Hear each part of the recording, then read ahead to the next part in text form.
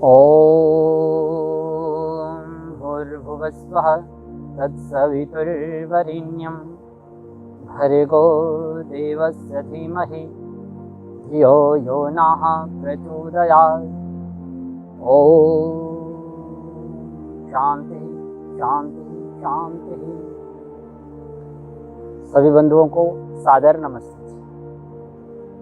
मैं चंदलाल शास्त्री आर्य समाज कोटरी कॉलोनी रिहाड़ी की ओर से अपने प्रिय सखा सहयोगी वरुण जी के साथ उनके सहयोग से आपके सामने आज फिर से प्रस्तुत हूँ एक विषय को लेकर।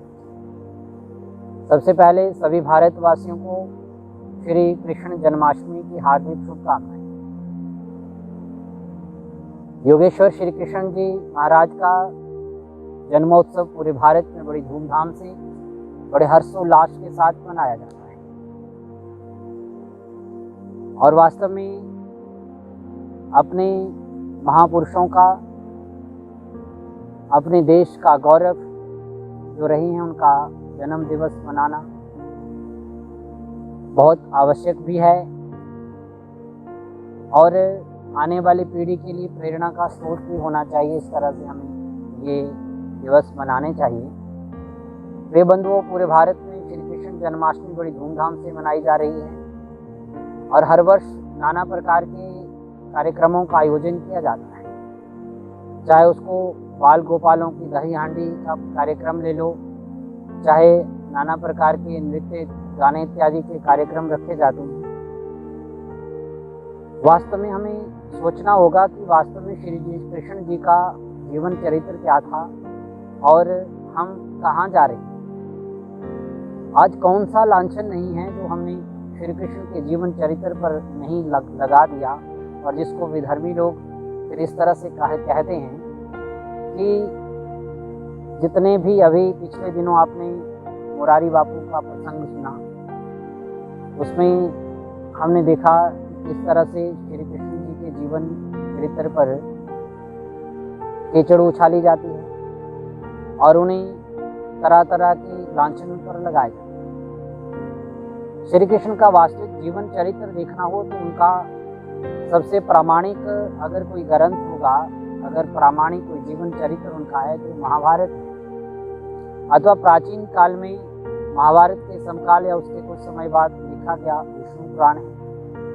उसमें श्री कृष्ण जी का जीवन चरित्र जहाँ लिखा उन पर कहीं भी ऐसा लांछन नहीं लगाया गया जो परवर्ती आने वाले कवियों ने, जो बहुत काल बाद 1000-2000 वर्ष बाद जो कुछ पुराण लिखे गए, जैसे भागवत पुराण, ब्रह्म वैवर्त पुराण इत्यादि, उनमें बहुत सारे लांछन लगाए। मुझे पता है मेरी इस वीडियो को सुनते हुए बहुत सारे लोग दुखी भी होंगे और गुस्सा भी कर रहे होंगे कि ये क्या बोल रहा है।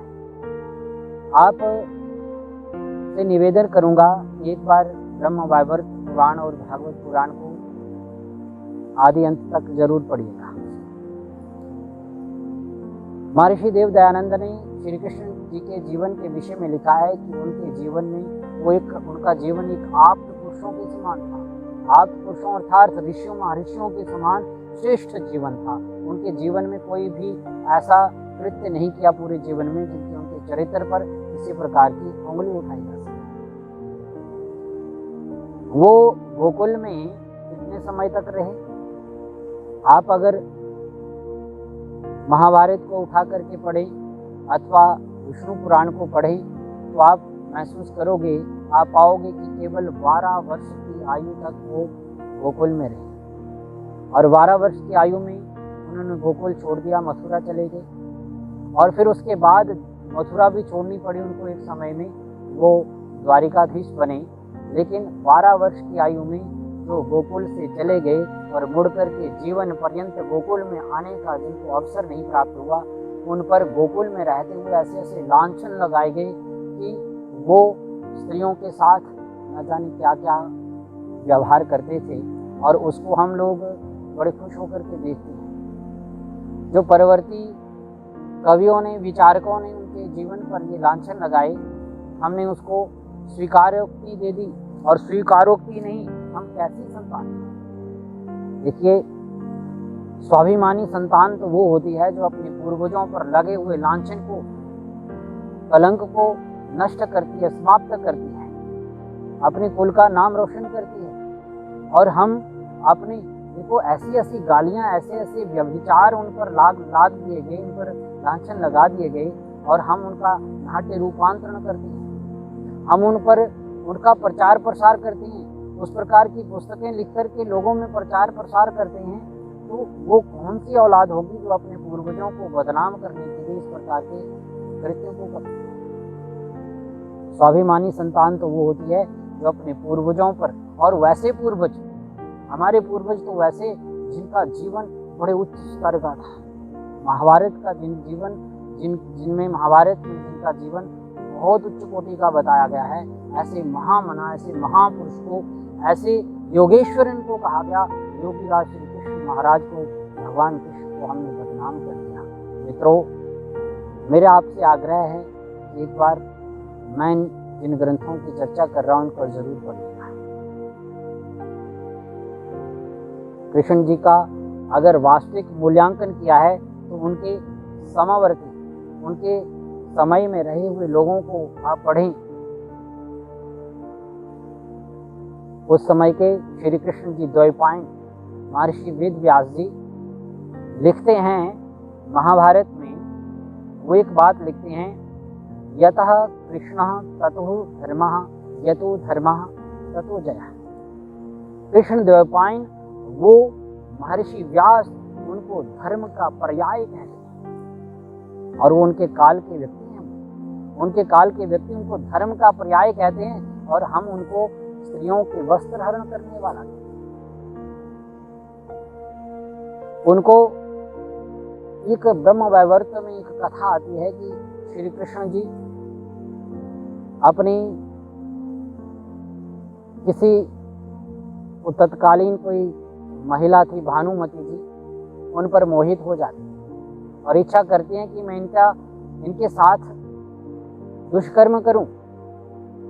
और फिर वहीं पर नहीं, मन में ही बात नहीं उठी, केवल उसको क्रियान्वित करने के लिए ऐसे प्रपंच रच दिए कि उस भानुमति जिसकी पत्नी थी, उस बुढ़िया उसका भेष बना करके उसके घर पे चले जाते हैं और उसकी बूढ़ी माँ को ही उसकी पहरेदारी पर रख देते हैं और कहते हैं कि तुम बाहर पहरा देना और देखना कोई तेरे पुत्र का रूप बना करके भी अंदर आना चाहे, अर्थात असली पुत्र तो तेरा मैं हूँ जो छद्म भेष में है, और कहते हैं कि और कोई भेष बना करके भी आए तो उसको अंदर मत आने देना। क्या ऐसा व्यक्ति धर्म का पर्याय हो सकता था? तत्कालीन उनके समवर्ती महर्षि कृष्ण द्वैपायन वेद व्यास जैसे महर्षि कहते हैं कि यत्र धर्मा यत्र कृष्णा ततो धर्मा, यतो धर्मा ततो जया। और महाभारत के जो गीता के व्याख्याता है, अर्थात जो कहने वाले संजय, जिनके मुख से वो सारा धृतराष्ट्र को सुनाया गया, वो कहते हैं यत्र योगेश्वर कृष्णा यत्र पार्थो धनुर्धरः तत्र श्री विजो भूतिर ध्रुवा नीतिर मतिर्मम। वो कहते हैं जहाँ पर कृष्ण जैसे नीतिवान है, जहाँ पर धनुर्धर अर्जुन जैसे धनुर्धर विद्यमान है, वह उस पर मेरी ध्रुव मति है, अर्थात मेरा अटल निश्चय है कि जीत तो उन्हीं की होगी। ऐसे नीतिवान पुरुष के लिए, ऐसे नीतज्ञ महान पुरुष के लिए हम लोगों ने लांछनों की झड़ी लगा दी। कौन सा लांछन, कौन सा व्यभिचार है जो उनके माध्यम से उनके परवर्ती बाद में आने वाले कवियों ने, लेखकों ने नहीं लगाया। जो अन्याय महाराज श्री कृष्ण जी के साथ हुआ, योगेश्वर श्री कृष्ण जी के साथ हुआ, वो अन्याय और किसी के साथ नहीं हुआ। मित्रों, तत्कालीन वो समय वो था जब महाभारत के काल में पूरा भारत सह्याद्री पर्वत से लेकर के दूर दूर तक फैला हुआ था और सब राजा स्वच्छंद हो गए थे, अलग अलग विषय वासनाओं में पड़ करके अपने अपने सारे मांडलिक राजा अलग अलग होकर के भारत खंडित हो चुका था। उस पूरे भारत को अपनी नीति निपुणता से, चाहे वो चेदी देश का शिशुपाल हो, चाहे वो मगध नरेश जरासंध हो, चाहे वो मथुरा नरेश कंस हो, चाहे दुर्योधन जैसे दुराचारी हो, उन सबको अपनी नीति के साथ और धर्म के साथ उन सब का नाश करके पूरे भारत को एक अखंड भारत बनाने वाले वो योगेश्वर श्री कृष्ण हैं। और उस समय के उन लोगों में भी आप देखोगे, तत्कालीन जितने भी उनके शत्रु भी थे, शिशुपाल जैसे शत्रुओं ने भरी सभा में उनको गालियां दी, और गालियां एक नहीं दी, सहस्त्रों सैकड़ों गालियां दी, लेकिन उन गालियों में भी उनको दुराचारी नहीं कहा। और हम आने वाली उनकी संतानों ने उनके साथ आज भारत में जब श्री कृष्ण के नाम पर महिलाओं से छेड़छाड़ की जाती है और उसको कृष्ण लीला कहा जाता है, बहुत दुख होता है। उसे रासलीला कहा जाता है और भद्दे भद्दे नाच और गाने होते हैं और उस पर हमारी बहनें नाचती हैं बेहुदा होकर के, बहुत दुख होता है। मित्रों, श्री कृष्ण जी तो बहुत ही पावन एक चरित्र थे, बहुत ही पवित्र। उनको जितेंद्रिय शब्दों से संबोधित किया गया। वो जितेंद्रिय थे, जो जितेंद्रिय शब्द जिसने अपनी इंद्रियों पर विजय प्राप्त कर ली। सन लगभग ये 1886 में बंगाल के एक कवि हुए हैं, विक्रम चंद्र चट्टोपाध्याय, बंकिम चंद्र चट्टोपाध्याय, और उन्होंने श्री कृष्ण पर एक पुस्तक लिखी है, श्री कृष्ण का जीवन चरित्र लिखा है। और उसमें बड़े सुंदर शब्दों में उनके जो चरित्र को उन्होंने लिखा हो, कहा वो राजा होकर के भी उदासीन, वो धनुर्धारी होकर के भी धर्मवेता हैं, और राजा होकर के पंडित हैं, शक्तिमान होकर के प्रेममय हैं। वो इतने गुणों से युक्त व्यक्ति और उसको हम इतने लांछनों से भरपूर कर देते हैं, बहुत दुख है। लाला लाजपत राय जी, भारत की स्वाधीनता में उनका बहुत बड़ा योगदान रहा। उन्होंने एक पुस्तक लिखी है योगी राज श्री कृष्ण। उस पर प्रमाणों से दिया गया है कि पुराण किसको कहा जाता है। वास्तव में जो पुराण थे, जो पुराण की चर्चा अन्य धर्म शास्त्रों में आते हैं, वास्तव में ये पुराण ही नहीं, जो भागवत और ब्रह्म वैवर्त पुराण और आज भी नए नए पुराण लिखे जाते हैं, वो एक अलग विचार का विषय है और उस पर बहुत सारी लंबी चर्चा हो सकती है। लेकिन इन जो परवर्ती पुराणों ने जो इनके चरित्र को हनन किया, ये असहनीय है। कोई शत्रु भी इतने लांछन शत्रु पर नहीं लगाता, और हम अपने आप को महापुरुषों की संतानें कहते हैं। हमने इतने भरपूर लांछन लगाए। वो बल में इतने बलशाली थे कि बड़े बड़े पहलवानों को बल में धूली चटा दी। वो नीति में इतने निपुण थे, वो स्त्रियों का सम्मान करते थे। उन्होंने महाभारत में कुंती, द्रौपदी, सुभद्रा जैसी आर्य ललनाओं का सम्मान किया और उनको अधिकार दिलाया, उनके सम्मान की रक्षा की। आप ये कैसे कह सकती हैं, जो एक कृष्णा द्रौपदी के सम्मान के लिए वो आगे आकर के खड़े हो गए उनके वस्त्र चीर्ण हरण रोकने के लिए, तो दूसरी तरफ वो खुद वस्त्र चुराता फिरता है। ऐसे कैसे संभव हो सकता है? और जो 12 साल की आयु में गोकुल से चला गया, आज हम उसको 12 साल की आयु का बच्चा क्या स्त्रियों के साथ उस तरह की बातें सोच भी नहीं सकता, जिस तरह से लांछन हमने लगा दिए। तो प्रिय बंधुओं, श्री कृष्ण जी इस प्रकार के नहीं थे। श्री कृष्ण जी जहाँ गरीबों का ऊंच नीच सब उनके लिए बराबर था।